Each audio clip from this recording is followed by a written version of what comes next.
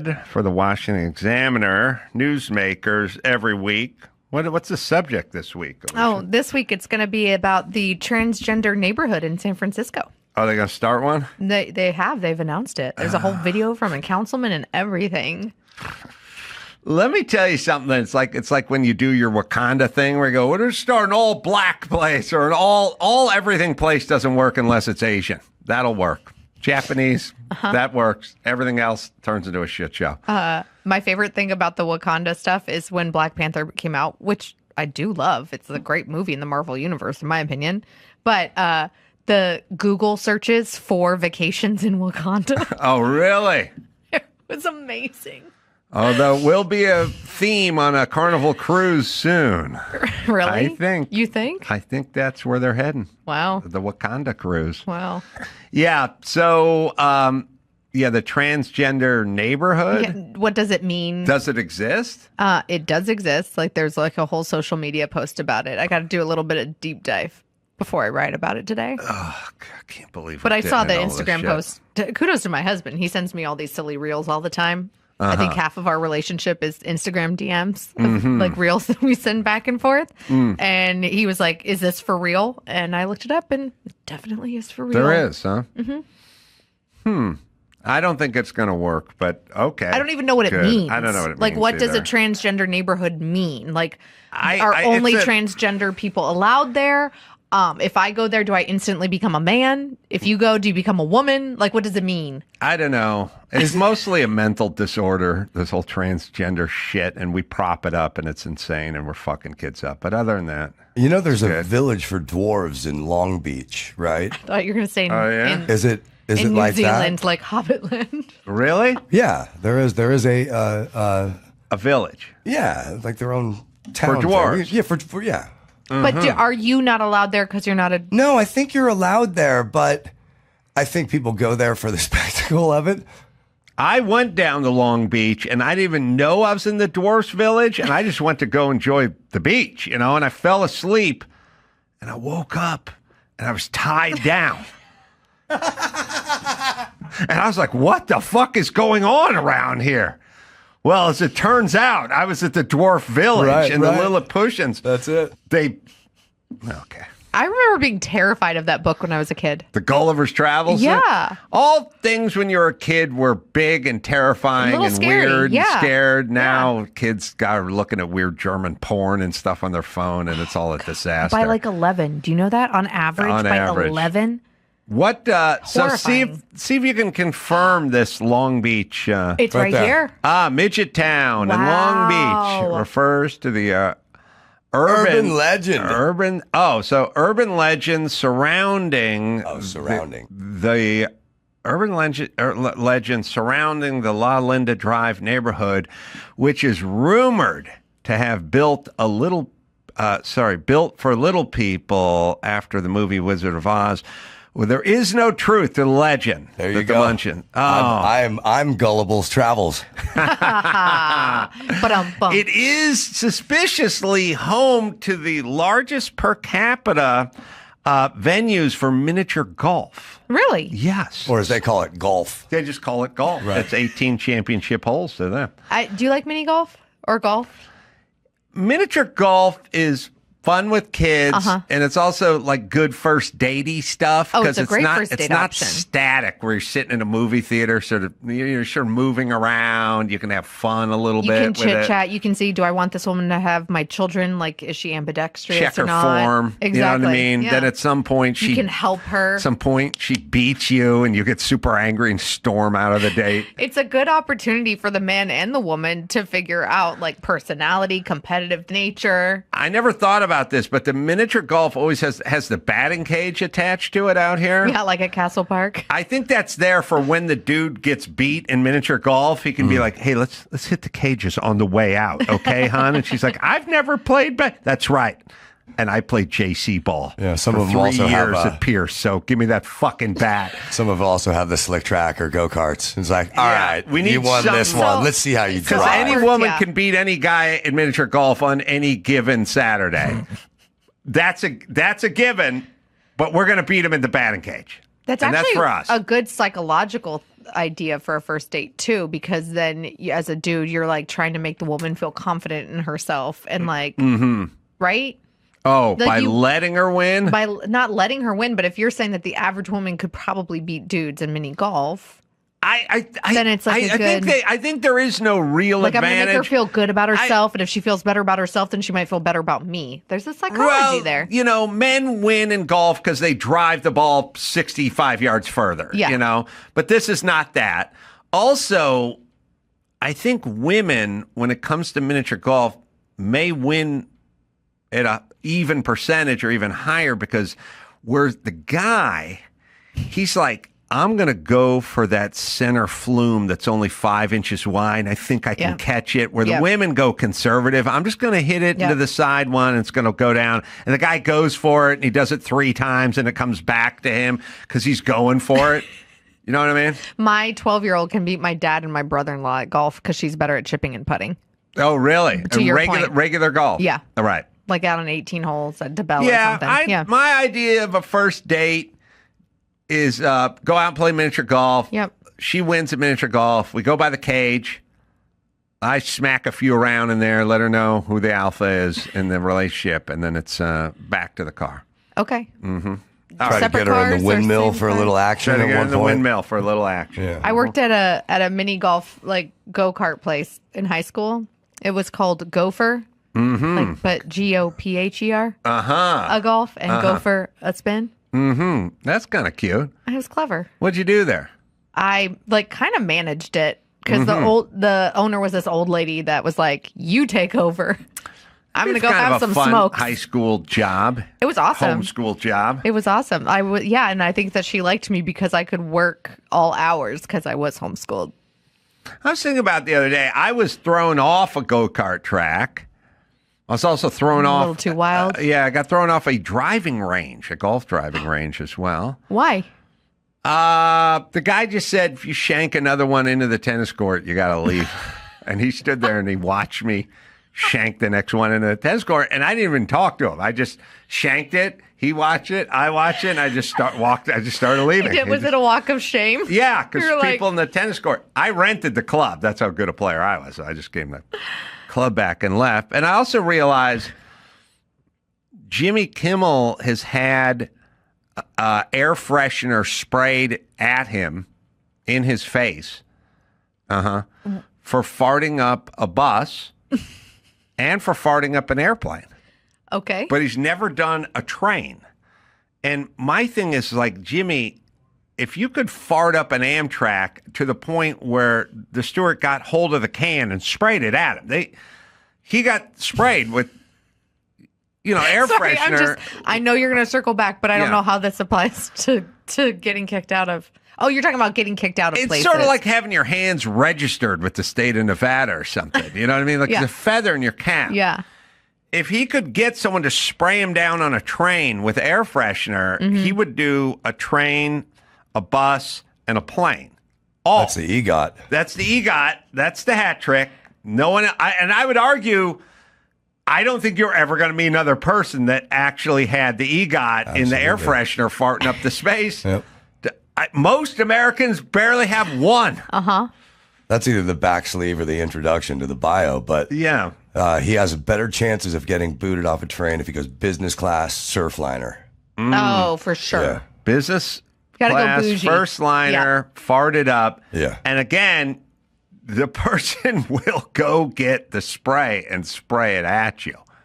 That's like pepper spray quality. Yeah, that's like you're essentially a cockroach at this point, and that's Ray. Like that's the same theory. There's a punitive part of it. They don't go over the shoulder into the atmosphere. They go at the problem. He's got to finish that. That's an empty feeling. I've told him. He's like, I'm hosting a late night show. I'm like, blah blah blah. He could go incognito, and then just GoPro it for like you. Mm-hmm. And then nobody else would know. I'll take his word for it. I was there for the You're plane. a good friend. You wouldn't leak it to TMZ or anything. Nah. I was there for the plane. I was there for the bus. Oh, so he needs to take you. Kinda. Maybe you're his good luck charm. Well, I'm an observer. When you try to set a record, you have the guy from Guinness Book of World Records. You fly them out. They observe. So you need somebody on that train.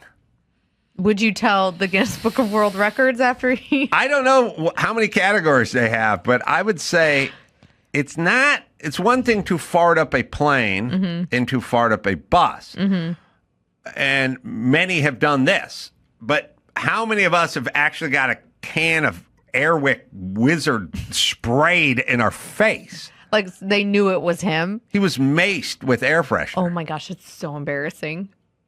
I would be mortified. Well, we were impressed, but okay. Difference between men and women right there. Yeah, that's the homeschooling. Well, all right, what do we got? Well, Ilhan Omar. Oh, yeah. One of my She's a delight. One of my least favorite Can we at least people. just admit these bitches hate this country? Can we, listen, know. I grew up with this. I grew up with my mom. My mom would be like, first off, no one actually says, I hate this country. They just go, this is a great country. It's the greatest country on earth. But you have to realize the horrors of slavery and the Bataan Death March and the Trail of Tears. And it's like, do you love this country, bitch? Well, see, Ilhan Omar won't even say that. She won't even say She won't even say this is a great country. Once in a while they do, they go, this is a great country, and that's why we have to do this, and we're not doing any of it. Yeah, so Ilhan Omar would say, this is a great country, that's why we can't fund the Jews or something. She's horrible. She's the worst, especially since we saved her from her piece of shit country. But all right. No, I forget hate that. It. Forget about that. And now we've made her a millionaire. Oh, really? Apparently she's always denied and said that she is not a millionaire, quote, saying, I am not a millionaire. But the Washington Free Beacon and some other outlets, but the Free Beacon was the first to it, found a 2025 disclosure. And she and her husband, so Tim has a couple of different businesses. She and her husband or she and her brother? This is her husband. Oh, but she married, okay. So they've had a really good year. Sing-songy, too. Oh, she sounds like that reporter as well. She goes up. Yeah, sorry, go ahead. So but as a congresswoman, she makes $175,000 a year. All right. By the way, the Roberts Rules of Order says that whether you're a man or a woman, you're supposed to be called like congressman. There's no, but I don't know. This day and age, I'm just going to say congresswoman. She makes $175,000 a year, but her husband's net worth is now ranging, or their joint net worth is now ranging from $6 million to upwards of $30 million. Yeah.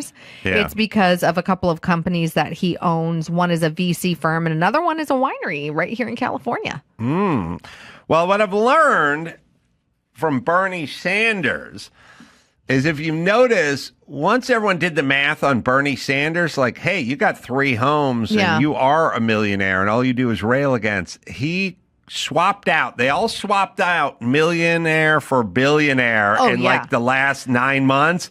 So they are millionaires. So again, you can't complain about millionaires if you're a millionaire. So you just swap it out to billionaire. He also stopped talking about private planes because he and AOC, when they were doing their whole socialism marches around the country, including here in LA, stop the oligarchy. They're going to stop the oligarchy, but they flew private. Can I tell you something? If I was in the room when you were pitching me, like, what's the name of this tour going to be? Stop the oligarchy. I was going to be like, you know what? If I was in the room when UPS pitched What Can Brown Do For You, I would have done the exact same thing I'm about to do now.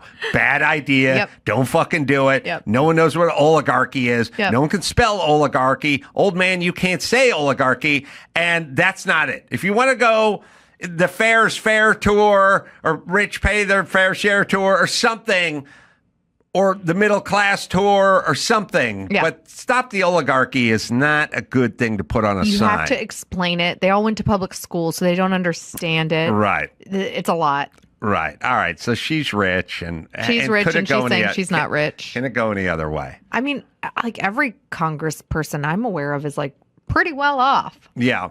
Like I know. $175,000 in a lot of the country is good money.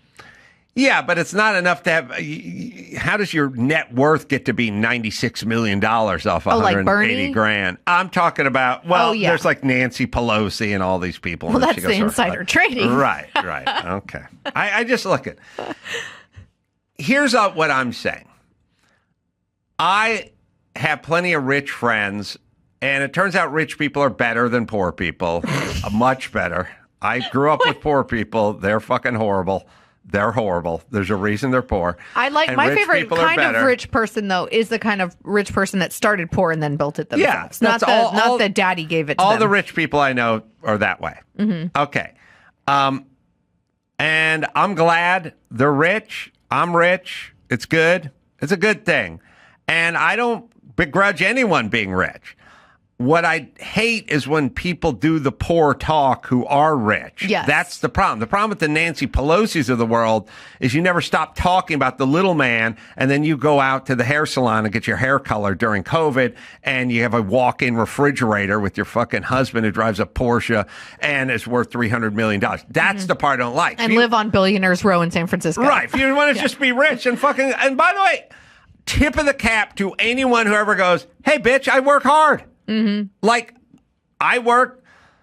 Dawson, what'd we do last weekend? Okay. What did Adam Carolla do last weekend? He worked. What's Adam Carolla do this next weekend? Worked. What's Adam Carolla do the weekend after that? Worked. What's he do the weekend after that? Worked. Okay. I work weekends. I'm rich. But if you just go, hey, I fucking have 3 jobs and I work most Saturdays out of the year, then good for you. Yeah. Just don't give me a fucking speech about loving all the poor people and everything and being rich. Just go fucking get rich. It's fine. And But say I work hard. Ilhan and I own Omar, it. yeah. It's like her being a millionaire the problem? No. No, her she has to lying pretend. about She has to pretend. her lying about not being a millionaire is the This problem. is the best. I don't know if you can find it anywhere, Dawson. The Say it best again? one. I don't know if you can find this or Andrew can He's find like- this, but there's a clip we used to have. I used to play it all the time. Or once in a while, I would play it. It is Michael Moore on Howard Stern. Remember I would play that clip? Howard Stern, who's also rich, likes to obsess about what other people are getting paid. I mean, he's like, how much you get paid? How much you get paid for that? Whatever. And Stern will never talk about how much he gets paid, but he gets paid more than all of them. But all right. We played this on the radio show. We play it on the radio. So Michael Moore, his net worth at the time was $50 million, right? Making a shitty documentary. Lots of them. But Michael Moore, everyone understand this. Michael Moore is the aw shucks blue collar guy from Flint, Michigan, who's always fighting for the people. Yeah. Right. So he can't walk around with a $50 million worth of net worth Yeah. because he's the poor guys fighting for people. Yeah.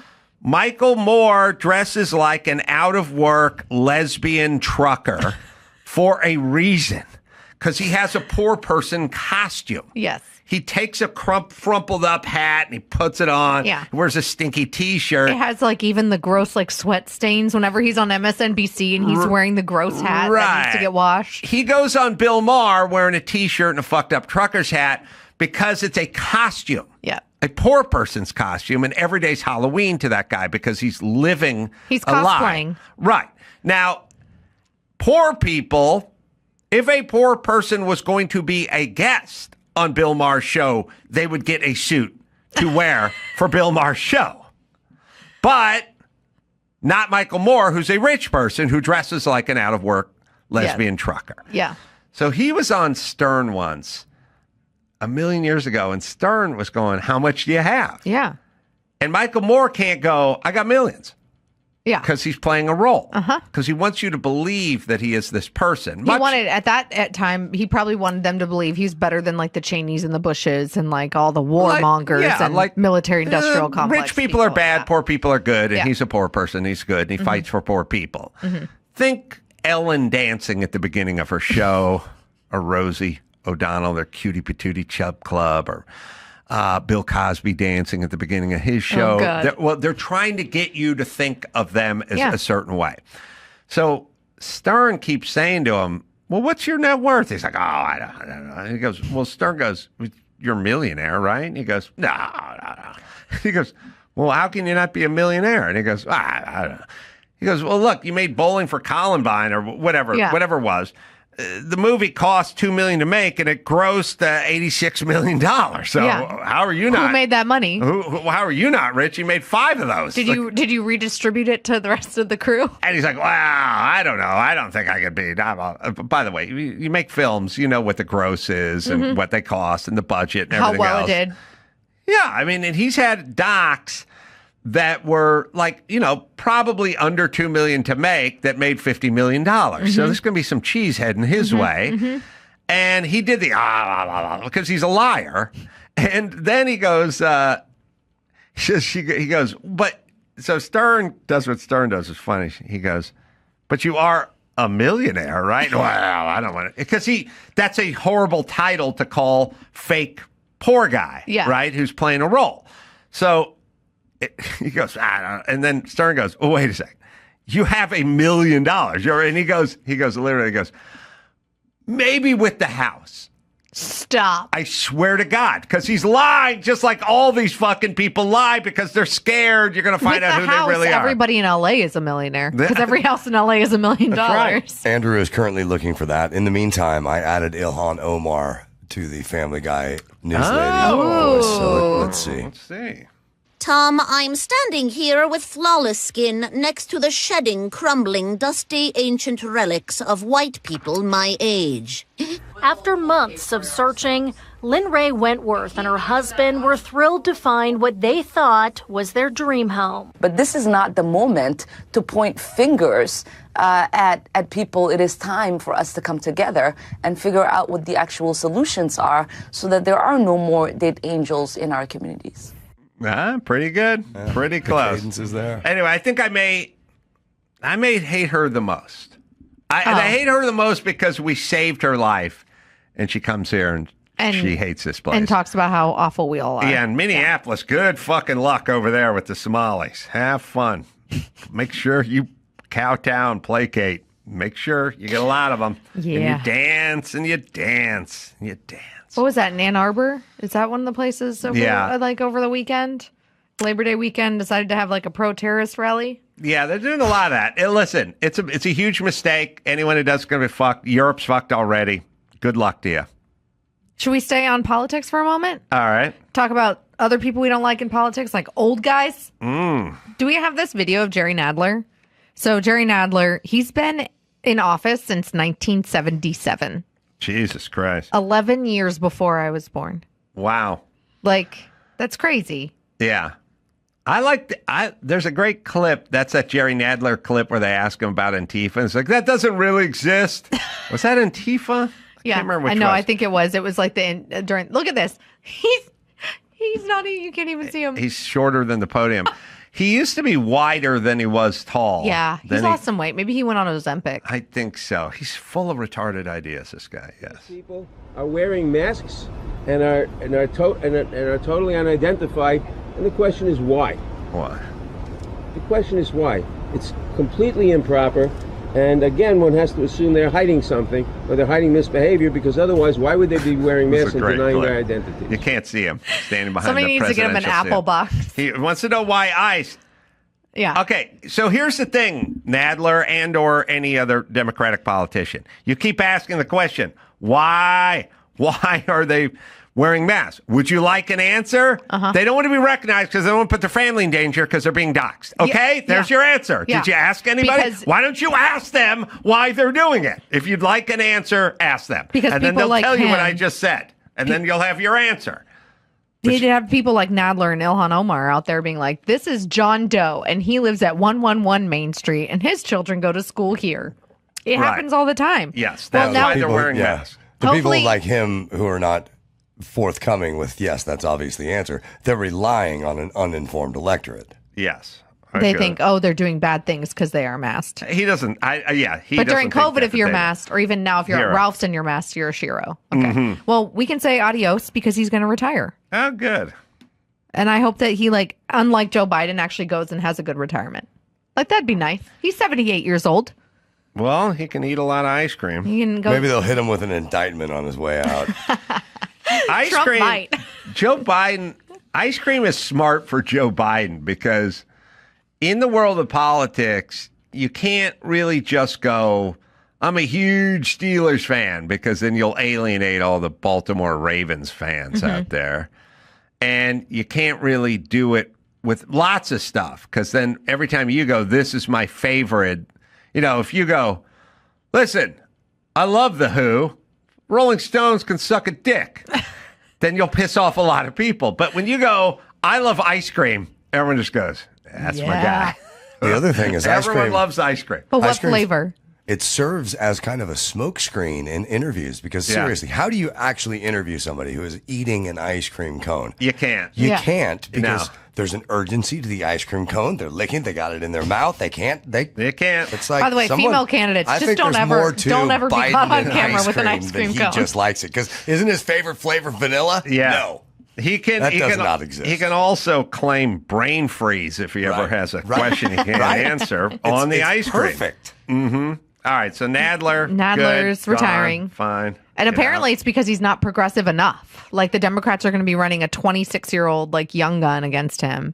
Yeah. And so he was like, peace, I'm out in 2026. Good luck. Good luck with all that. So I can't pronounce any names in this upcoming story. I apologize in advance. But did you see this insane video that went viral over the weekend at the U.S. Open? The tennis? Yep. We have the video here for your live reaction. This popped in my head. Well, look at the vid, but I'm going to ask Andrew to look for this. It popped in my head. And I'm looking at Dawson, too. Remember I kept saying that minivan that slammed into that semi-truck, like they didn't put the brakes on? Like, what was going on with that minivan? Like, who's driving that minivan? And it was a Florida, and it was a minivan. So we just assumed like 3 white guy Floridians and someone was texting, and the 3 people were from Haiti. It was definitely part of distracted drive. They were from Haiti? They're all 3 Haitian. Wow. And the guy was driving had been here for 2 years. And last I checked, they don't do probably a lot of high-speed driving in Haiti, right? And you can look it up. But there's definitely, I kept saying, what's wrong with the driver? Like, why didn't the driver hit the brake? We did 20 minutes on. That minivan just slammed. You didn't see it lean forward. Yeah. Not a puff of smoke came out of the front tire. It wasn't a lock it up. It was just, it looked like the minivan was traveling 55 down the highway and was traveling 55 when it hit the truck. Like it didn't swerve. It didn't anything. And I kept going, what's wrong with those drivers? You can look it up, but it was a weird article that somebody tweeted me that all 3 of the people were Haitian. And again, that brings up a good question. So my niece is almost 16. She's has her permit. She's driving all these places. She just drove cross country with her grandparents and is practicing and has to have so many hours behind the wheel of a car before she can officially get her license when she turns 16 in December. When we have people immigrate from other countries, maybe we should do a better job at implementing a permit type system because it is very different. It shocks me. I'm going to Spain next week and I'm like, I'm not going to drive in Spain. I can't read all the signs and I don't know what side of the road they're on and all that stuff. To take someone who immigrated here and just expect that they know how to do a thing with all of the Americanisms the 4-lane highways and toll roads and all this stuff. It's not fair to them or us to just let them go. Well, Haiti's probably it's the poorest place in the hemisphere. I mean, it's the poorest place. I'd say not a lot of car ownership, I would probably say. And probably not a lot of guys, not a lot of people own Corvettes there. It's not a lot of spirited driving going on. They don't have a history in NASCAR or road racing or something. They also don't have 100 miles of an interstate that just goes straight. They don't have driver's ed either. They don't.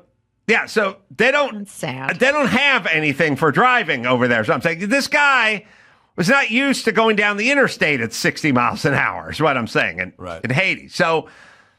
When I kept saying, what was wrong with that driver? What was wrong with that driver? Now, the thing about people that are bad drivers or that happens, oh God, I hate these people, but they panic. Like I just saw footage of a guy backing a pickup truck off a pier because it was like a kid backing it up, and he just like he panicked and punched the accelerator, and the car just went into the bay. I've been with people that they panic and they go, they stomp on the accelerator, they can't process it. But or this whatever. driver didn't do any of those things. Well, he could have panicked and froze, or whatever he did. He didn't react, but because he probably didn't do a lot of driving for the 25 years he was in Hades, and then he came here for 2 years and did probably limited driving, and then they gave him this minivan, and he didn't react like someone would react. That's all I'm putting. I don't know how much driving goes. What percentage of people own a car in Hades? That's all I'm saying. All right, so this guy, he's the CEO of a publicly traded company, by the way, called Drugbruck. It's like a paving company. I like this guy. I'm not going to. Andrew said, just say it fast. Piotr Szczerek. So you've seen this video, right? Should we play it for the audience? He's the Polish guy. Yeah. Who? Yep. Yeah. Okay. They're at the U.S. Open. Someone's handing out the guy that just won. I also can't say his name. Hands his hat out. Hands is signing things, handing things out. Yeah. Yep. And he hands it to the kid, and then the guy steals it and puts it in his wife's bag. Puts it in his wife's bag. Like she's there videoing the whole thing. And now I'm assuming it's his wife. Yeah, let's hope we don't have another Coldplay situation. that would be funny if that was if this was a double whammy. Yeah. It's like jerk and look, the kid actually, if you watch I watched a minute-long clip, that kid followed him. Oh, really? That kid had some tenacity because he followed him for a little bit and was like, hey, man, hey. Like he's talking to him and he's like, hey, he took the hat from me. Right. Like you can read his lips and that's what he's saying to him. Right. And that lady's just there like smiling and grinning. He got the hat and he stuck it in the bag. Right. So here's how we work, and this is how we should all work. I told everyone last week or the week before that when somebody parks, I had a woman park in the middle of my driveway at my place where I couldn't get on either side. And then the next time she parked across and blocked it, right? Now I go nuts. And then everyone goes, so what? It's just a car. Just go move the car. And I go, no, it's a window into who the person really 100%. is. It's who they are. Because it's 10 cents worth a hat. Who cares? Oh, no, it's a window to who that guy is. As a human being, this is why we react so strongly to this. We don't care about the kid. By the way, the kids at the U.S. Open or the whatever Open, when I was 8, there was no tennis. I wasn't hanging out at a tennis tournament. Like down close enough to touch a winner. Kid is rich. Yeah. That kid is doing better than every kid you grew up with, including yourself. There's no better than my kids. I'm thinking about me going to my dad. Hey, Dad, I think we should head down to Flushing Meadows this weekend. He'd be like, "What the fuck are you? Are you kidding? By the way, we're not going to." We wouldn't go to Knott's Berry Farm on your birthday. Are you kidding me? We're not going to attend. So that kid is fine. It's not the hat. Everyone in this picture is doing great. All rich white people are at a tennis thing. Everyone's doing fine. It's not that. It's a window into who this person is. So that's why we react this way. But here's my 2 cents, because I had the exact same thought as you. So we're on the same wavelength there. But this guy is the CEO of a publicly traded company. He has the fiduciary responsibility to do whatever it takes within legal bounds to make his stockholders and his board and all of his employees and everything the most money possible. So he is probably like this at his job, in his personal life, all that stuff, 99.9% of the time. And people are cheering him on because he's making a moolah. But then when it is public and in a situation like this, I almost don't think it's fair to criticize him for his assholism showing when he's probably like that all the time and he tends to get cheered on for it. Good point. Yeah, it's a good point. I mean, we do that. It's funny. With Michael Jordan, they just go, oh, Michael Jordan, man. It wasn't just basketball. You play dominoes with that guy. He'll try anything to beat you. He'll try anything. And everyone goes, oh, that's who he is. Yeah, it's who he is. And this guy, you can tell it's who he is based on his apology. If your kids gave you this apology, if my kids gave me this apology, I'd just massively eye roll. He said that he was like overcome because it was a fellow Polish dude that like won a game. I guess he beat out a Russian. It's like he was at a Tony concert and felt the spirit. So he said, quote, "I would like to unequivocally apologize to the boy who was harmed, his family, as well as all the fans and the player himself. I made a serious mistake. In the emotions and the crowd's joy after the victory, I was convinced that the tennis player was handing the cap in my direction for my sons who had earlier asked for autographs. It is a painful but necessary lesson for me." He went on to say that, for years, together with my wife, I've been involved in helping children and young athletes, but this situation showed me that one moment of carelessness can undo years of work and support. Yeah, He's a millionaire, by the way, just like Ilhan Omar. And he said, therefore, I will engage more actively in initiatives supporting children and youth, as well as actions against violence and hate. Like, why does everything have to be like DEI and like, you know, gotta stop hate. I believe that only through deeds can I rebuild this lost trust. He looks like a Bond villain, but in the made-for-TV movie. Like the cheaper version. Yeah. All right. Do we put the Michael Moore thing on your things to do list then? By the way, 1% of the Haitian population owns cars. Right. And I imagine that several people own several cars. Guys, right. So there are 11 cars for every 1,000 people in Haiti. This guy did not grow up driving. No. And he certainly don't have an interstate system over there. So he's going on a run to Indiana or whatever. If we're not doing something and my repeated speculation over and over when everyone was going, what's wrong with this long haul trucker? I was like, yes. And what's wrong with the guy who never applied the brakes? Yeah. Something's wrong with that person. And everyone went, I don't know what you're talking about. Oh, black guy. Oh, yeah, I guess that makes sense. Victims of Florida Turnpike crash were Haitian immigrants headed to Indiana. Yeah. That's sad. I mean, it's all sad. It's sad. It's all sad, but now you're in some weird zone because the dude in the semi-truck who pulled a U-turn, that was a careless move. But there's a world where this guy applies the brakes, tells him to F off in Haitian, and then drives to Indiana, and we never heard about this, right? Yeah. Now, this guy's up for triple homicide or triple manslaughter or whatever. And at some point, you got to go, look, I pulled a bad move. But the dude driving the minivan doesn't know how to drive, and that definitely was a factor here. But I think they'll focus on the if not for argument, if not for him being in this country. They will focus on that, but as I talked to Mark Garagos about, if you're defending this guy... That's what you say. You're defending the truck driver, sorry, you are 100%. Going to get into this guy not having a driver's license in Haiti and then coming here. So when you went to your prom in Haiti, did you guys take a limo or did you drive your date? We took a donkey. Yeah.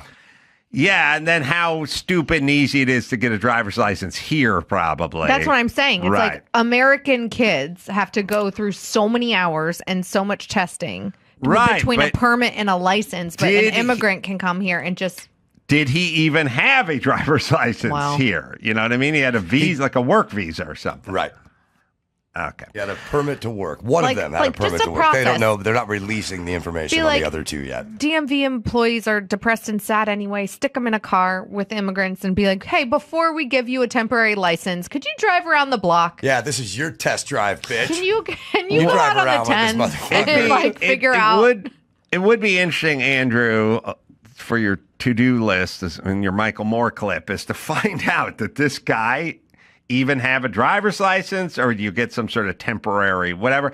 Yeah, when I got my motorcycle license, when I got pulled over and they towed my motorcycle and I had to go get the motorcycle and all that kind of stuff, they go, you need to have a motorcycle license to go get your motorcycle out of the impound yard. And I go, well, how do I get a motorcycle license? I can't do the test because I don't have my motorcycle. It's on the impound. His middle name is something good. It could help even more. Yeah, right.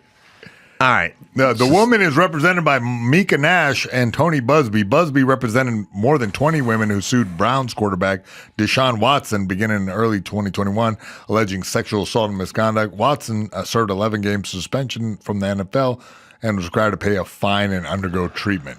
Oh, I got to apologize to everyone. One of the toughest heavyweights in a long time. Oh, yeah. Shannon Briggs. Yeah, we forgot about him. Forgot about Shannon Briggs. Yeah. I apologize Tough to the Shannon. Briggs family. He was a big old fucking brick shithouse, Shannon Briggs was. So, does Sterling Sharp have a middle name, and how good is it? Or does it help or hurt? Let's see. You know what I mean? Oh, no middle name. No middle name. That's a shame. Oh, maybe my dad was his dad. No middle name. He's got a nickname, but Sterling nicknamed Sarge Sharp. Sarge is that's a good name, but Sterling Sharp's good. All right, so maybe he did this, maybe didn't. I don't know. They had a consensual relationship. Well, they say that there was a cycle of control, fear, and submission that became routine. He's yelling at her, controlling her, forcibly grabbing her by the neck when he got upset, and saying he was going to kill her. Asserting dominance became the norm. This is what they're claiming, that it kind of went in a cycle of violence sort of thing. All right, well, I believe no women, so I'll have to wait till the tape comes out.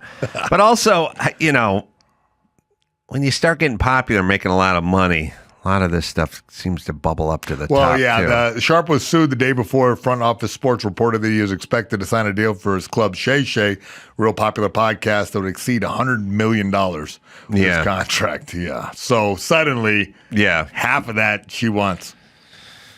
Yeah. I still, you know, there's a sort of part of this that doesn't make sense. Like, I was arguing famously with a famous female attorney, Gloria Allred, right? Yeah.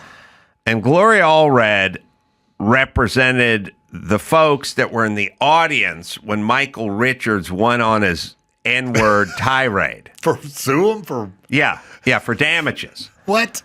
And I said to her, how does giving them money make them better? I don't get why paying somebody makes stuff go away. You know what I mean? Like, if you were raped and someone went, all right, well, here's $80,000. You were never raped. How does this money, and especially words, you know what I mean? I said sue people for the YouTube comments. I said, what if they were in the audience, they were fat, and he was making fun of fat people? Would you be able to sue them? And she goes, well, that's not what happened. I beat the shit out of her with this argument. But she said, I said to her, why is a rich guy, a multimillionaire like Michael Richards, why is cutting a check punishment to him, and why are them getting money? I don't get why it's punishment. And she said, don't you think he should be punished? And I said, oh, yeah, he's being punished. His reputation is destroyed, and he's never going to work again. And then she told me I didn't know about that. It's worth listening just because it's funny. I love schooling up a shitty lawyer. But it's where Crystal Brain came from. Yeah, I don't understand this. I don't get the reference. Well, you'll get it in a second. It's we can play it. Crystal Brain is not isolated? Yeah, we'll find it. Dawson will find it. We're going to label our stuff better. I think that's what we're going to do. Because Crystal Brain has definitely been ISO'd out. But you can play me talking about fat people if you want. But what about if I'm morbidly obese and you call me a fat ass? Okay, again, you have, first of all, morbid obesity is a physical condition. And, you know, I would hope that no one would make fun of anyone on account of that. Well, they did in my hypothetical question, so please address it. I'm just telling you, I want to focus on racial issues. Because you know this would hurt your argument. That's why you don't want to address it. Of course, if you had a logical answer for my hypothetical question, you would give it at this point, but you don't, so you won't. If you would like some free legal advice, you know, you can't answer a hypothetical question. Who will give Gloria you that. Allred, you're not capable of answering a basic hypothetical question. Well, you know what? I don't need to be answering that on your show. When I want to talk about because you have no answer. Because you have an answer that would hurt your argument. You obviously don't think that issue is important enough. Oh, there you go. That's right. Imply I'm a racist. That's a good way to get out of not answering a very basic question. Very smart card you play, Gloria Allred. Every time somebody has a question, every time someone has used logic to corner you, you play the race card and get them on the run. Diabolical. It's not going to work. Either answer the question or I'm going to get off the phone. Thank you very much. Goodbye. All right, coward. Yeah. Okay. Michael Strahan. You see how you talk to fucking people that dodge questions? If you won't answer a hypothetical question, then you're wrong. Mm-hmm. Your synopsis is wrong if you won't answer a hypothetical question. And by the way, everyone by law should have to answer hypothetical questions because they're hypothetical questions. There should be no not answering. Yeah. It's hypothetical. We have the crystal brain. I happen to enjoy this one. Sir, if you will answer my question, I do think it was wrong what he did. But you don't think he should suffer a consequence? I don't necessarily say he shouldn't. He will and has. Like what? How has he been punished? Well, first off, we're talking about what a jackass he is on a national radio so show. That's enough. Well, some would say it's the ultimate in a certain sense. Well, I don't know, and I'll tell you why. Why is giving away money the ultimate punishment? Isn't your name being tarnished the ultimate punishment? Let me address your issue. Yes. That if he's talked about, that's punishment enough. For some people, that enhances their career if they're celebrities. The name recognition alone now is a lot bigger and broader and wider than ever before, and maybe it will actually result, as it did for Hugh Grant, in a lot more career opportunities. Well, Hugh Grant had an established film career. That's a poor example of somebody whose career was moved along by being with a transvestite. There's some people who have come back strong from what appears to be a scandalous situation. I'm sure you would agree with that. Well, yeah, it's possible, but I think if you asked Michael Richards whether he or Michael Richards' representation, his publicists or his agents, whether they prefer this incident happen or not, they would of course say no. Well, that's not the question of whether they would prefer it happen. The question is, will it enhance his career? No. And we don't know the answer to that Yes, yet. we do. You're the willing answer to is say no. Because you've got a crystal ball that I don't have. No, I have a crystal brain that thinks logically. Spun into the grass, he was able to avoid smashing into the wall. Video shows Keanu spinning out, and after a brief pause, he gets back on the track and finishes the race. Keanu was uninjured, and he did qualify 31st out of 35. Let's see. We have and Keanu Reeves goes for a slide.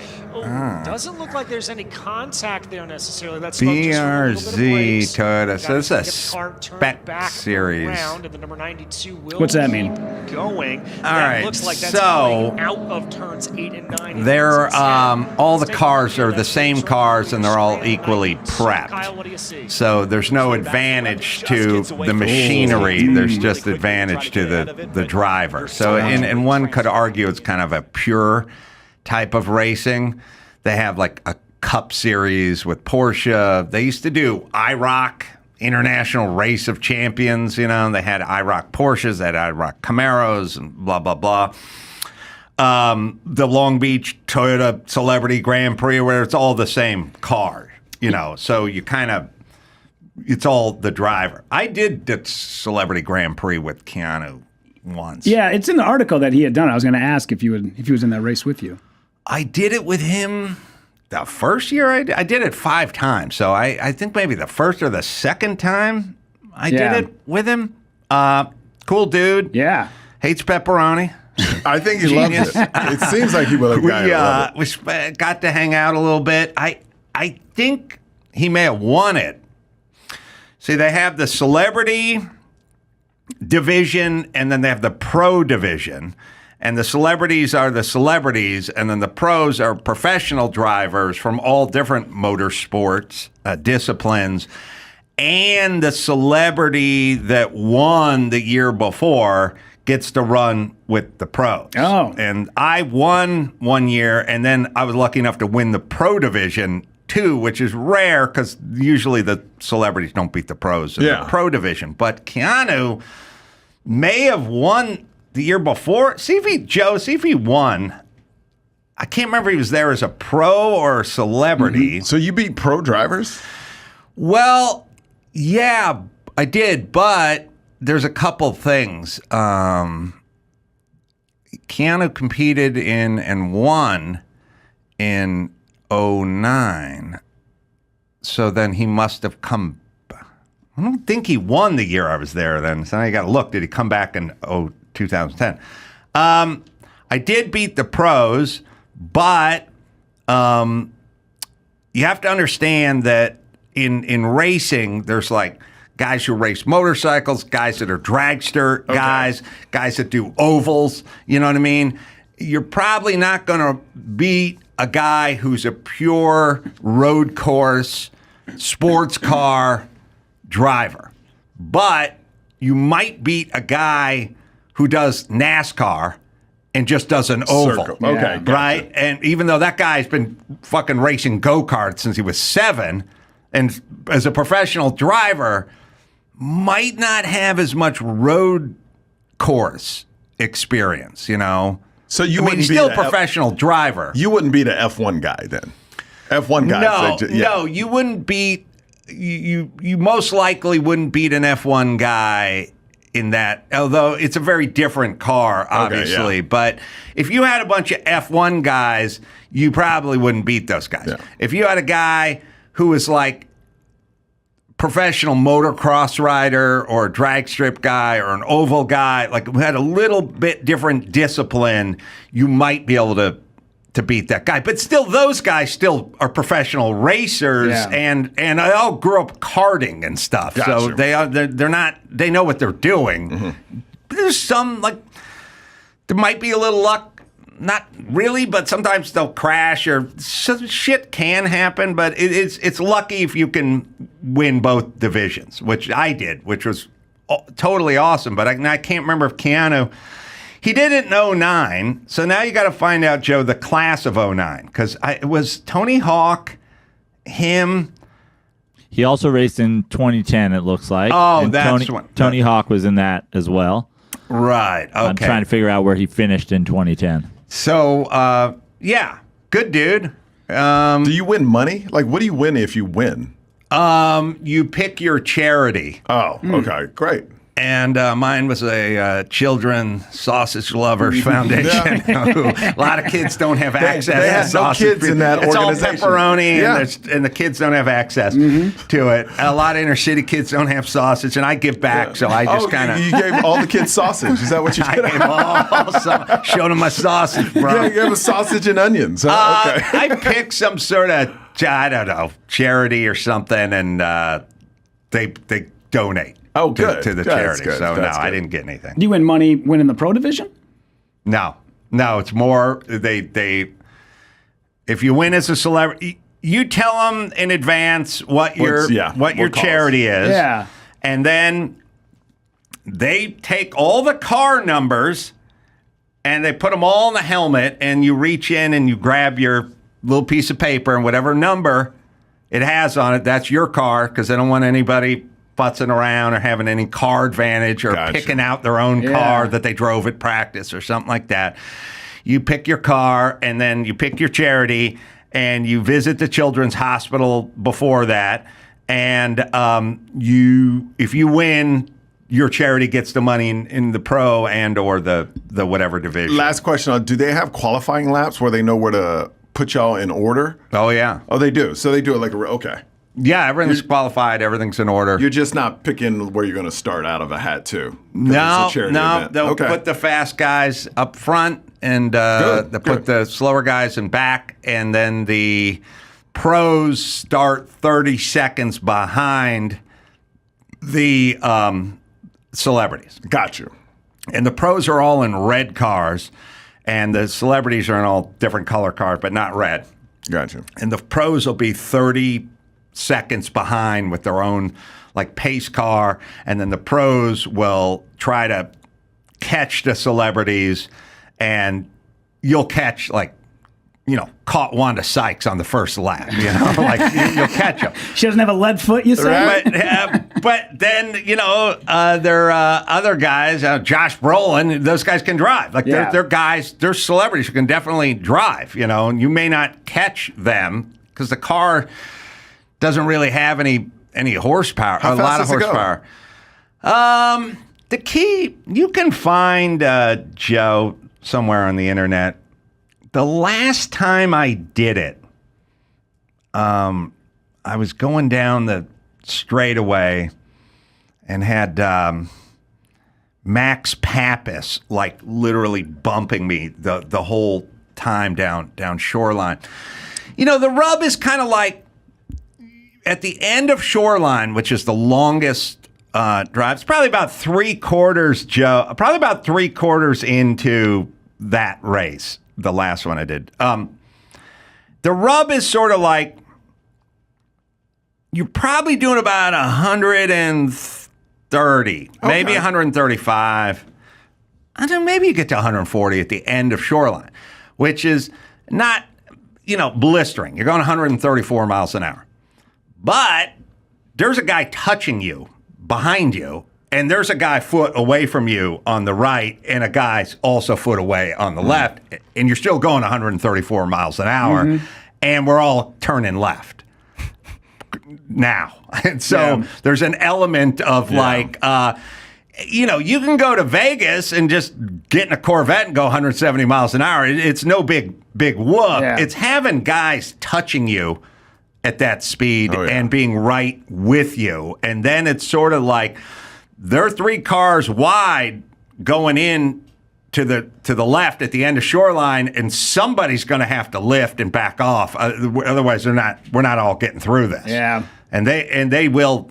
The pros will ruin the cars. The celebrities will ruin the cars. There's crashes, man. I have a guy fucking hit a tow truck out there. Jeez. Oh, my God. Yeah, I mean, there's shit would go down. Yeah. Yeah, like they would hit the wall. There was people hitting the wall. It's concrete barriers everywhere. It was fun. I mean, I had a fun time doing it, but there's potential for danger, I think is what I would say. I know nothing of racing except for Days of Thunder, the movie. And I don't know how many guys I've heard use that line, rubbing is racing.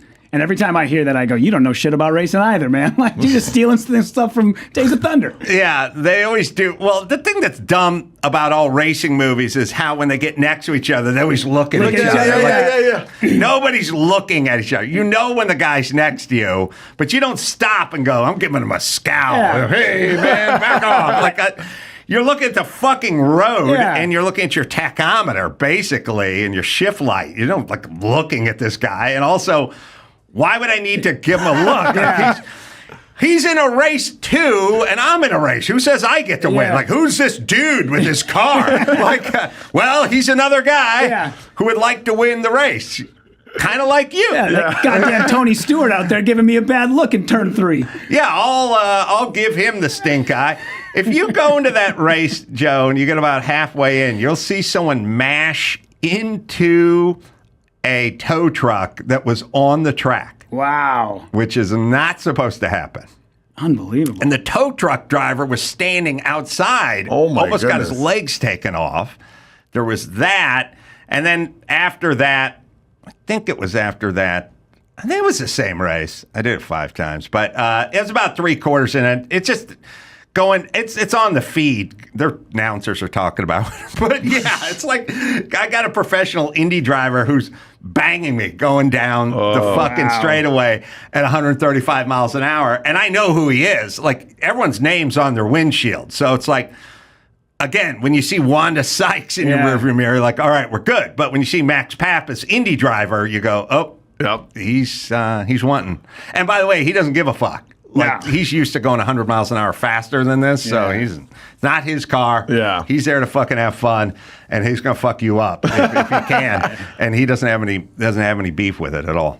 All right, so we'll find the footage, but you can go to the next story. Well, while he's looking for that, let's move on to somebody who was actually also hit by a car. In a brutal twist of fate, a man trying to save a lizard from getting squished on the road ended up getting smashed by a car himself.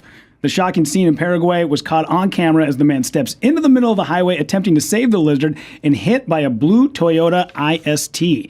The man and the lizard were sent flying down the highway. He was rushed to a local hospital for specialized care due to the severity of his condition. How big is that lizard? That thing, it's pretty goddamn big. And when he actually picks it up off the highway, and then you see how big it is.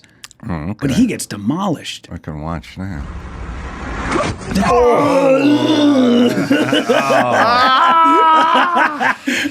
No word on the lizard, but that guy got fucked up. Oh, man.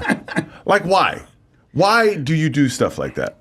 Why do people feel like they need to save something in the road? Unless it's even a person, you just you stop, maybe you help out. I don't know. I would feel if I saw something, I would drive around it. I'm not going to put my life. I got kids. I'm not risking my life for a lizard. Oh man, it's like when I was watching this TV show. But you would. What about a puppy? A puppy? No. Okay. That's No. some people would do with a puppy. Well, people are idiotic with puppies. First of all, I'm a dog person, but I'm not like crazy dog person. Like these people that take their dogs to restaurants and put them out. Yeah, well, fuck. I want to run those people over. Yeah, I'm with you. Yeah, like that dog is outside in the heat under the table. Like that dog wants to be in the heat under the table, not at home chilling. Like people, I don't like that. But what about inside the restaurant? No. Never on planes, anywhere. Leave your dog at home. I totally agree. Yeah. Well, thank you. One thing we finally agree on. Well, no, you're agreeing with me. I've been on this No, rant for 20 years. come on now. Yeah. All right. But yeah. why? That just Where's that fucking race? That's Yeah. right. It's on the internet. I feel like it's just, I don't know, 7 laps into a 10-lap race. Yeah, Yeah, we have the whole race. It's just a matter of finding that moment. Well, the reason I'm telling you where it is on the tape is so it narrows that search down a little bit. That's about 7, about 3/4 of the way into that whole race. I think it's on there somewhere. Red cars, you'll see. It must be like a location thing with the animals and how much we care for them, because I was driving down the highway in northern Minnesota, this is a couple years ago, and a deer ran into the side of my vehicle head first and basically knocked itself out. It was laying on the highway. It was still alive. You could tell it was definitely seeing stars. And a guy in a pickup truck, long hair, big flannel, gets out and says, well, we gotta kill this thing, and pulls out like a Rambo serrated knife and went to go jump on the deer's back to slit its throat. And there was a guy, it was me, my daughter, and then a guy and his kid. God. And the two dads are like, hey, dude, let's give it a couple minutes, man. Like, it's still moving a little bit. Finally, the deer, after about maybe 10, 15 minutes, gets its senses and gets up on its legs and takes off. And the guy was like, visibly angry that we stopped him from slitting the throat of this poor deer. Y'all all stayed there 10, 15 minutes to watch this deer? Well, we wanted to make sure it got out of the road, but we See, still called Michael, the DNR. I would've fucking kept going. home, I would've kept pepperoni going. pizza by then. I don't stop. I don't stop. It's too dangerous to stop. Yeah. You know? Well, It is now, yeah. Well, speaking of other So monsters. did the thing got up and made its way back to nature? Yeah, it was about 15 minutes. But that guy sat on the hood of his truck with that knife, just like sharpening it on his stone, just ready to kill this thing. Yeah. Eager for the fray. Yeah.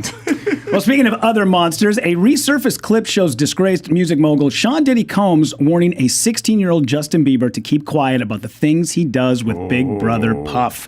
In a 2011 appearance on Jimmy Kimmel Live, Diddy sat next to Bieber as they discussed the development of their friendship. Ominously, Diddy added what sounded like a very big